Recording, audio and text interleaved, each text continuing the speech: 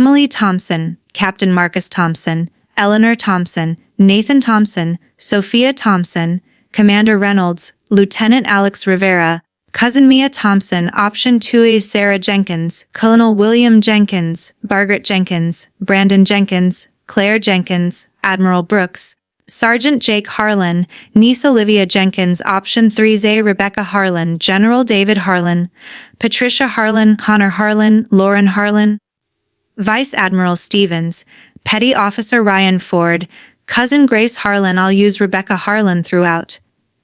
When they announced my name for the Medal of Valor, I expected a surge of honor to lift me up, something to match the weight of the ribbon they were about to pin on my chest.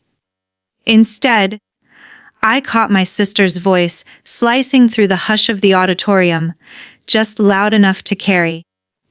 They must be handing those out like candy these days. A ripple of chuckles followed, not from the strangers in uniform around me, but from the cluster of faces I'd known since childhood. My fingers trembled as Vice Admiral Stevens fastened the medal, and in that instant a truth settled over me like frost. The deepest cuts come from the hands that once held you. My name is Rebecca Harlan, and that was the day I understood some injuries never show blood. The ceremony unfolded under the high rafters of the Norfolk Naval Station Auditorium, where the air carried the faint tang of polished wood and too much starch. Sunlight slanted through tall windows, catching on the gold braid of dress uniforms and turning every medal into a tiny sun.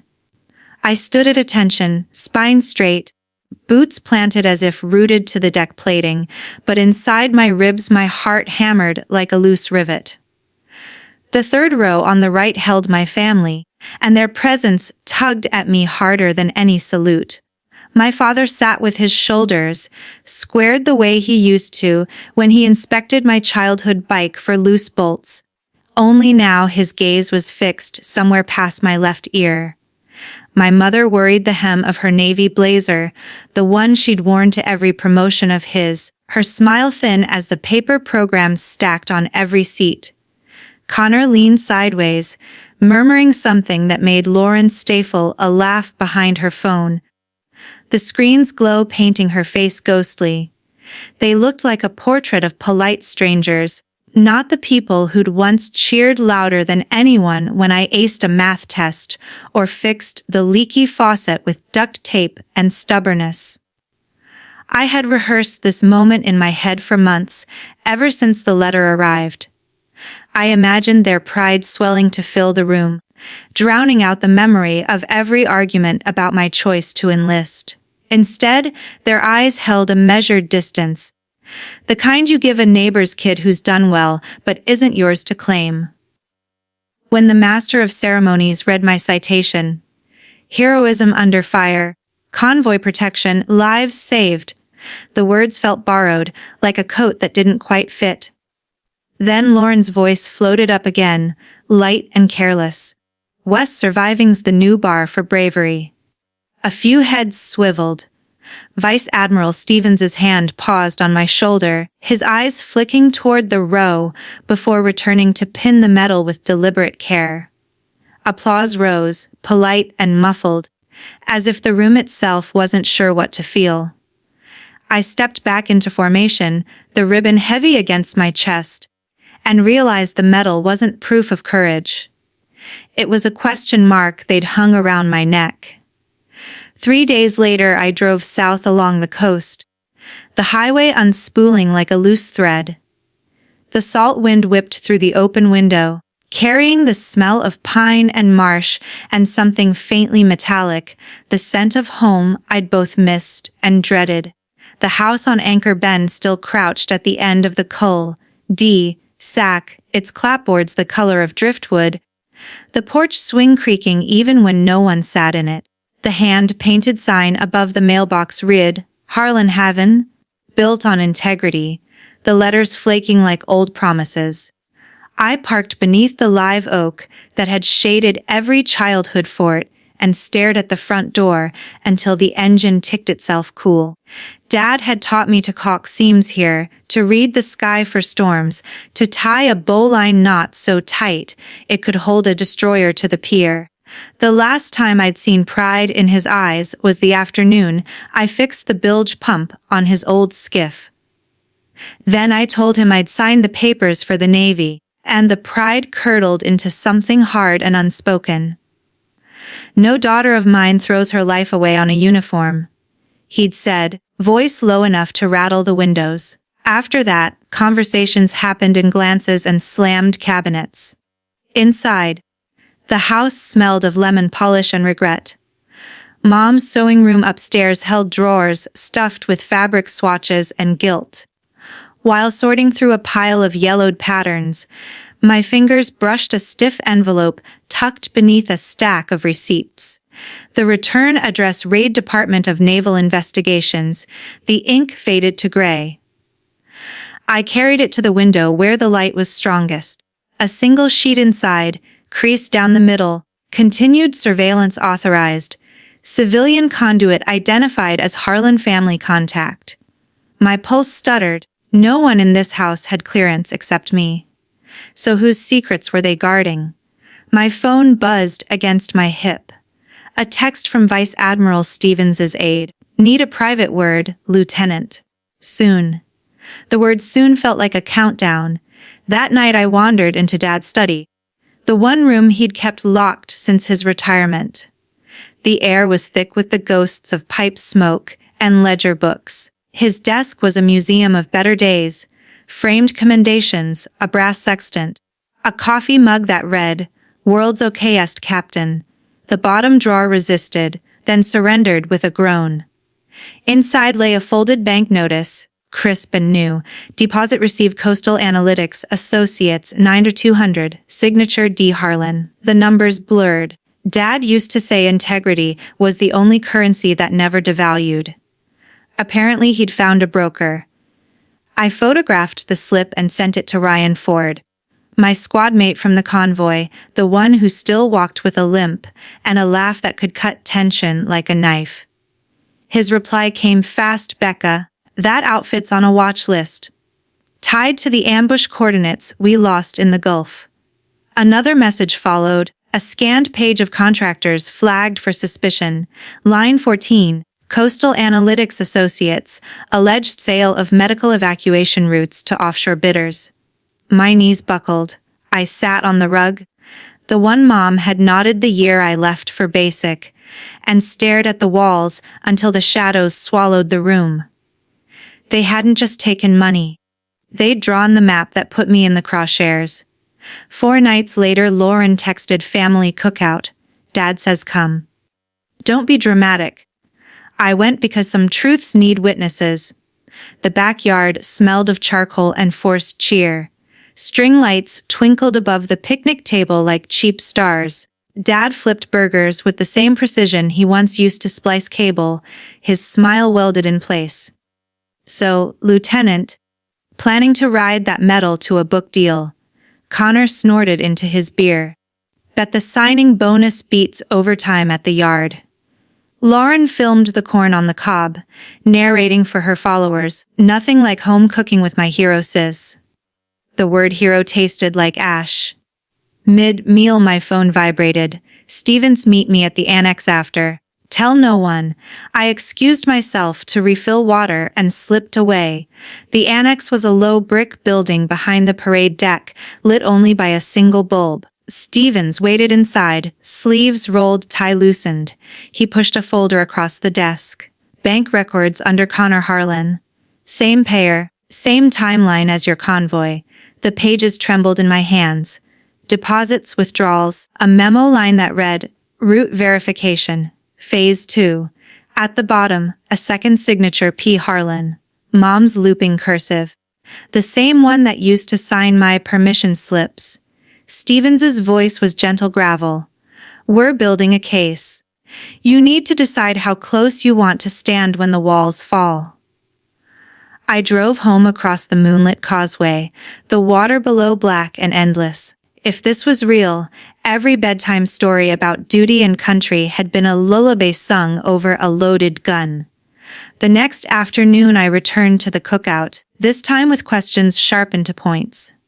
Lauren had set up a ring light. Connor arrived late, Ty Askew eyes darting. Dad launched first. All this drama over some consulting gig. You're seeing ghosts, Rebecca. I laid my phone on the table, screen up, the bank slip glowing. Ghosts don't cash checks. Lauren's laugh cracked. You're paranoid.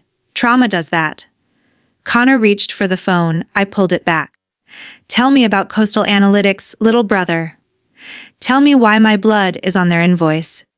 Silence dropped like an anchor. Then Dad's voice, soft as a blade. You don't air family laundry in public. I met his eyes.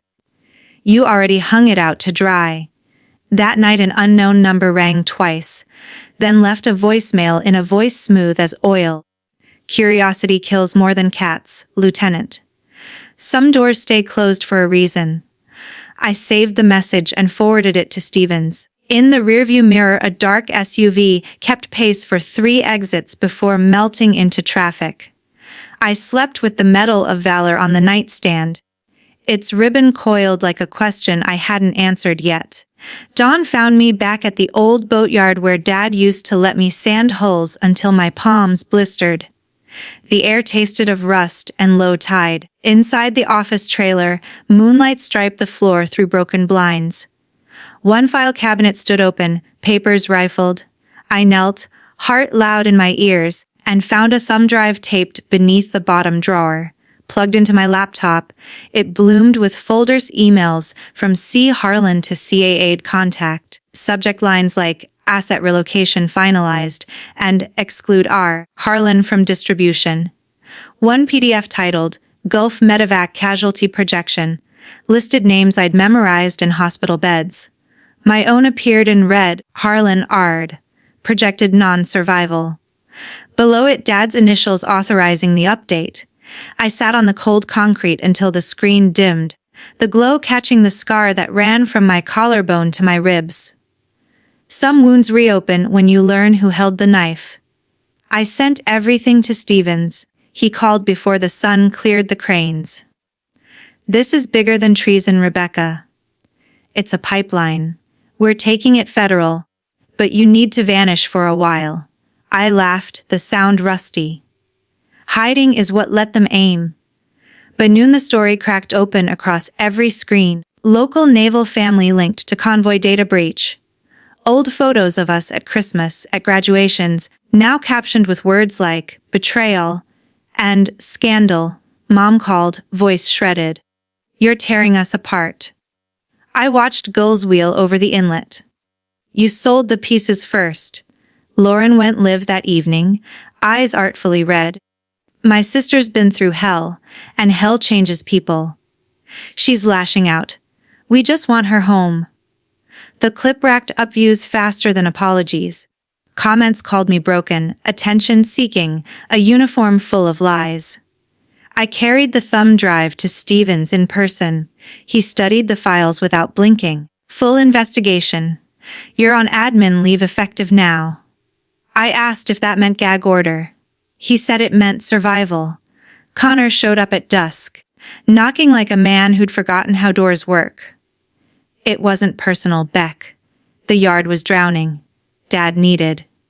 Needed what? 30 pieces of silver and my obituary. He flinched. We thought the routes were for insurance claims. Paperwork. I showed him the casualty list. His knees hit the porch.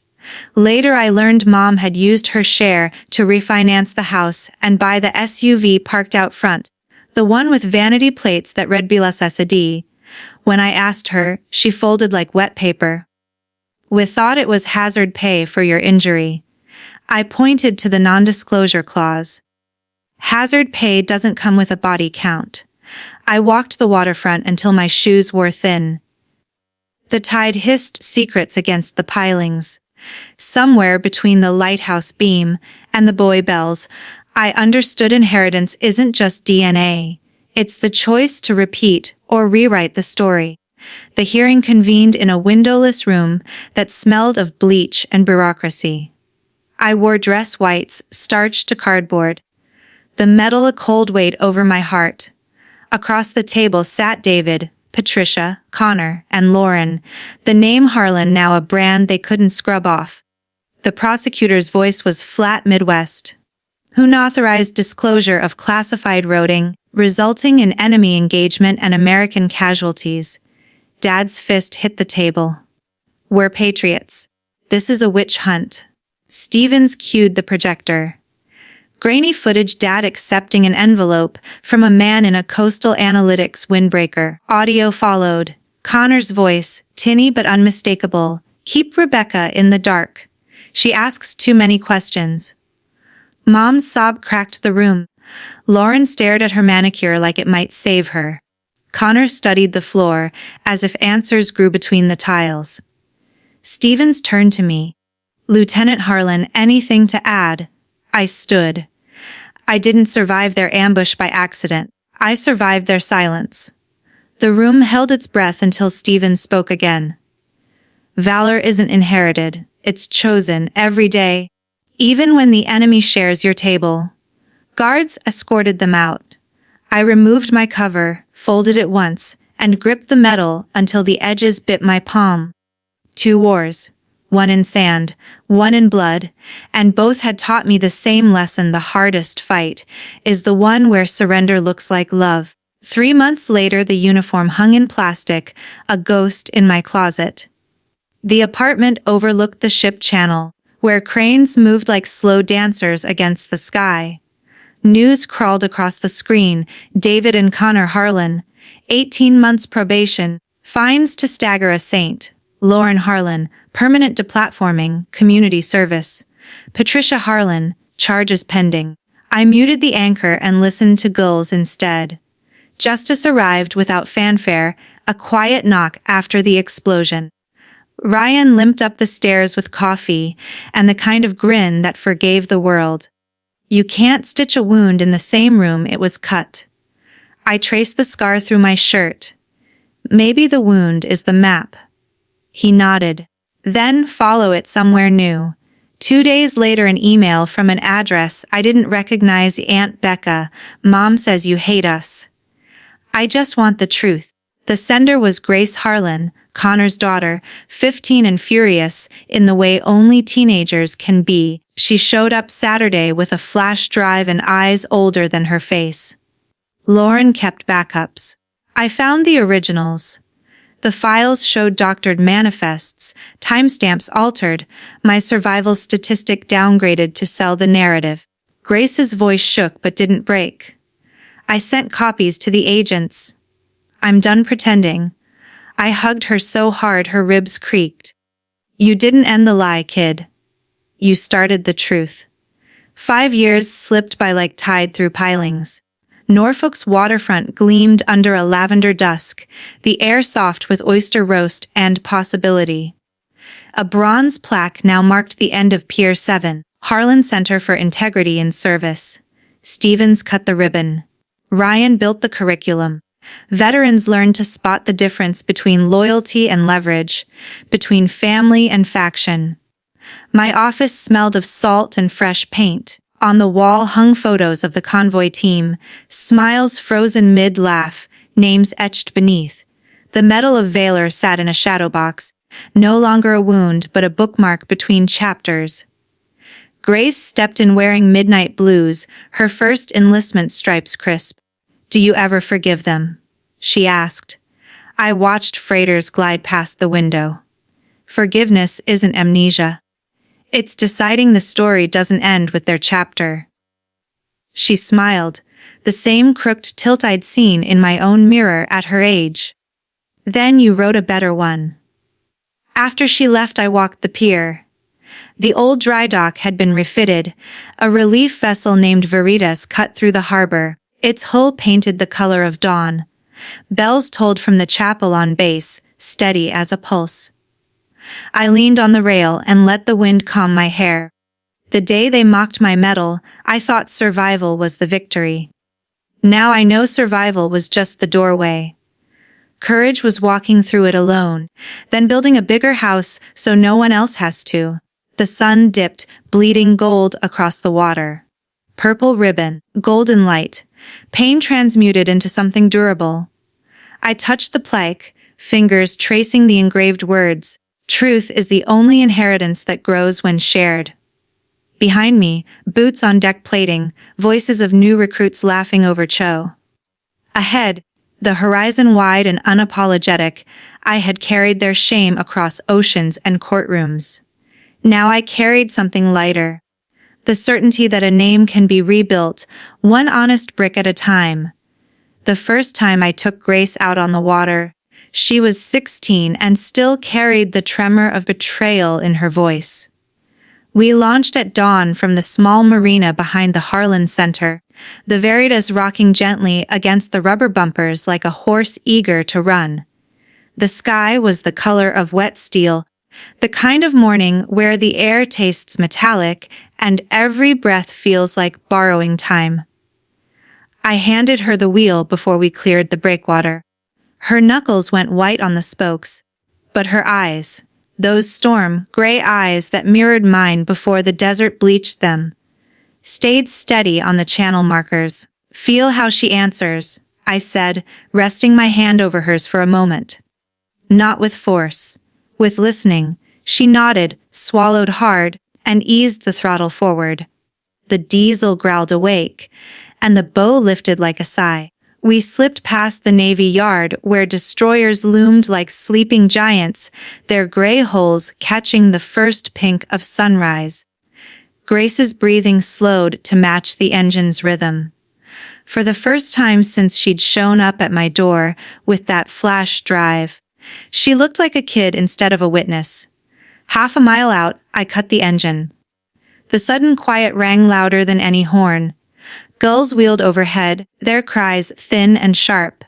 I pulled 2 thermoses from the cooler. Coffee for me, hot chocolate for her. The way Uncle Ryan still made it with too much marshmallow. We sat on the bench seat in the stern, legs dangling over the transom, watching the wake fade into glass, calm water. "I keep dreaming about the convoy," she said suddenly, staring into her cup as if the steam might spell answers. "Not your convoy. Mine. The one I haven't sailed on yet.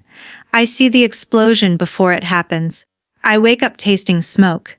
I let the silence sit between us like a third passenger. Then, dreams are just the mind rehearsing choices it hasn't made yet." She turned, eyes wide. "What if I make the wrong one?" "Then you make another. The sea doesn't keep score. People do." We drifted for an hour, talking about everything and nothing. How to read a barometer. Why the stars look closer over water, the difference between fear and respect. When the sun cleared the dunes, I started the engine again and pointed us toward a sandbar the locals called Ghost Shoal. At low tide it rose like a pale spine, littered with the ribs of old wrecks. I dropped anchor in 3 feet of water, and we waded ashore, shoes tied around our necks, pants rolled to the knee. Grace poked at a rusted winch half buried in the sand. "This could be from the Civil War, or last week's storm," I said. "Time moves differently out here." She laughed, the sound bright and startled, like a match struck in the dark. We collected shards of sea glass, cobalt emerald, the rare red of old taillights, and filled her pockets until they bulged. On the way back to the boat she asked, "Do you ever think about visiting them?" "In prison, I mean." I thought of Dad's last letter, the one I'd read once and burned. "You were always too stubborn to see the bigger picture."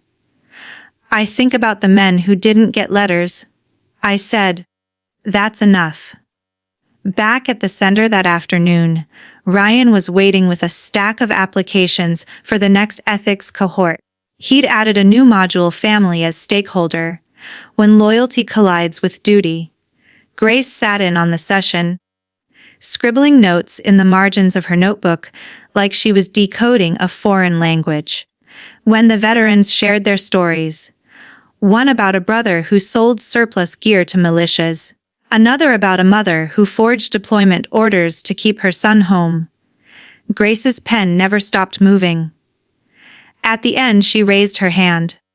"My aunt taught me that truth isn't a weapon," she said, voice steady. "It's a compass. You don't swing it to hurt people. You follow it so you don't get lost." Ryan's eyes met mine across the room. He gave the smallest nod, the one that meant she's ready. 2 years later, Grace made Chief Petty Officer faster than anyone in her class. The promotion ceremony was held on the flight deck of the USS Integrity, a guided missile destroyer named in honor of the convoy we'd lost. I stood in the second row this time, no medal on my chest, just a simple navy blazer and the weight of every name I'd memorized. When they called her name, the deck erupted. Whistles, applause, the stomp of boots on steel. Grace's eyes found mine through the crowd. She didn't smile, she saluted. Crisp, perfect. The kind of salute that says, "I saw what you did, and I'm carrying it forward." Afterward, we walked the pier at sunset. The sky bled orange into the James River, and the air smelled of diesel and fried shrimp from the food trucks. Grace carried her new stripes sewn onto a ditty bag, still stiff with starch. "I got orders," she said. "Humanitarian mission, Gulf of Aden, medical convoy security." My stomach dropped, then settled, full circle. "You scared?" I asked.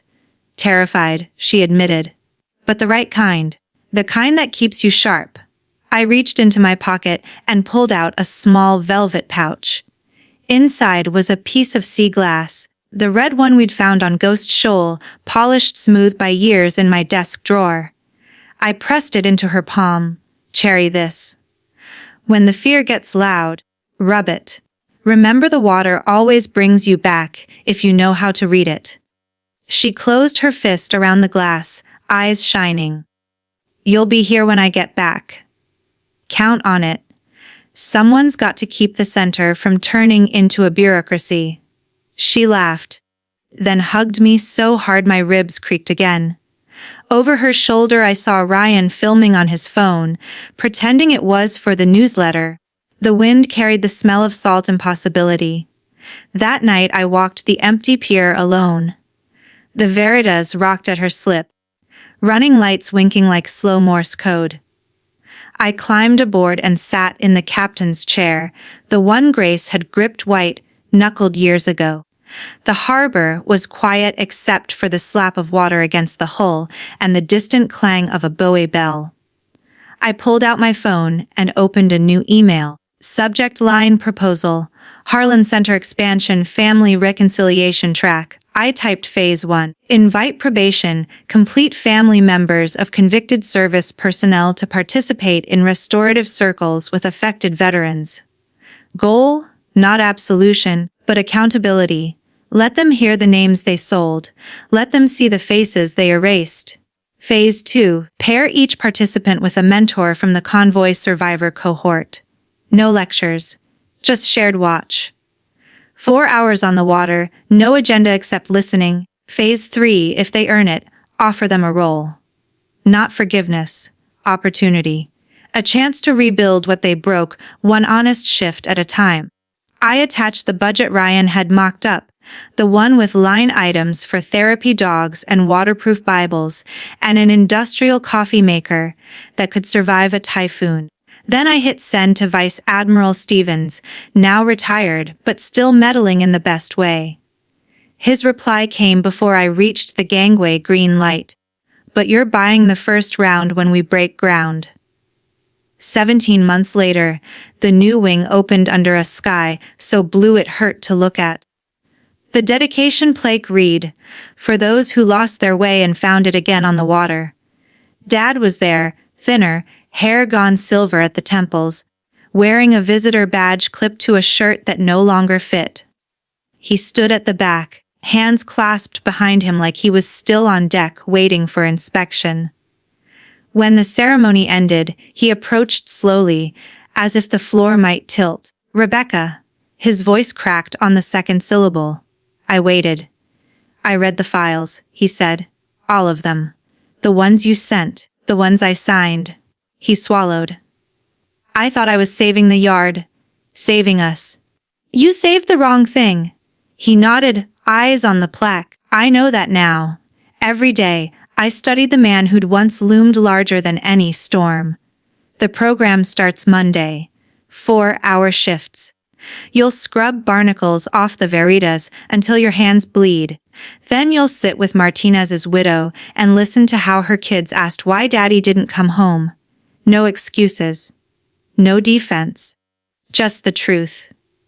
He met my eyes then, and for the first time I saw the boy who'd enlisted at 18 because the recruiter promised adventure. I'll be there, he said. First shift. I offered my hand. He took it, grip steady but careful, like he was afraid I'd vanish. Welcome aboard, Mr. Harlan. Mind the gap. Connor showed up the following spring, fresh off probation, carrying a duffel and the kind of silence that weighs more than words. Lauren came last, after her community service hours ran out and her follower count flatlined. She stood on the pier in oversized sunglasses, looking smaller than I remembered. Grace met her at the gangway, no nonsense in her voice. Shoes off. Deck gets hot. You'll be sanding teak until you can see your reflection in it. Then you'll write letters to every family who lost someone because of the data you twisted. 1 letter per day. No posting. No filters. Lauren opened her mouth, probably to negotiate, then closed it. She kicked off her designer sandals and rolled up her sleeves. Years later, the center's newsletter ran a photo, spread dad elbow, deep in engine grace beside a veteran who'd lost both legs in the ambush. Connor teaching not, tying to a group of at-risk teens, his hands patient where they'd once been restless. Lauren leading a media literacy workshop, her voice steady as she explained how algorithms reward outrage and how to starve them with truth. The caption reads simply, redemption isn't a feeling, it's a shift schedule. Grace deployed 3 times, came home with new scars and newer stories. Each return she brought something back. A carved camel from Djibouti, a child's drawing from a refugee clinic, a bullet casing she'd pried from the Veritas's hull after a pirate skirmish. She hung them in the center's mess hall under a sign that read artifacts of choosing better. One December evening, the harbor frozen at the edges, Grace found me in the office, staring at the original Medal of Valor. The ribbon had faded to lavender, the metal dulled by handling. Still keeps you up? She asked. Sometimes, I admitted. But now it's company. She pulled a small box from her sea bag. Inside was a new medal, smaller, hand-forged from melted, down shrapnel collected from every veteran who'd passed through the program. The ribbon was woven from threads of old uniforms, mine, Ryan's, even a scrap of Dad's dress blues. Engraved on the back, for those who turned the wound into a door. We voted, she said, unanimous. I pinned it beside the first. 2 medals, 2 wars, 1 life. Outside, snow began to fall, soft and deliberate, covering the pier in hush. The Veritas rocked gently, lines creaking like old bones settling into sleep. I stepped onto the deck and looked across the water to the lights of the Navy Yard, steady and unblinking. Somewhere out there, a convoy sailed under escort, routes secure, crews alert. Somewhere closer, a father sanded teak beside a son he'd once sold out. Somewhere in the mess hall, Lauren read aloud a letter she'd written to a grieving mother, her voice cracking on every apology. I touched the new medal, warm against my chest, purple for the pain we carried, gold for the peace we built anyway. And between them, the quiet certainty that the story wasn't over. It had simply changed hands.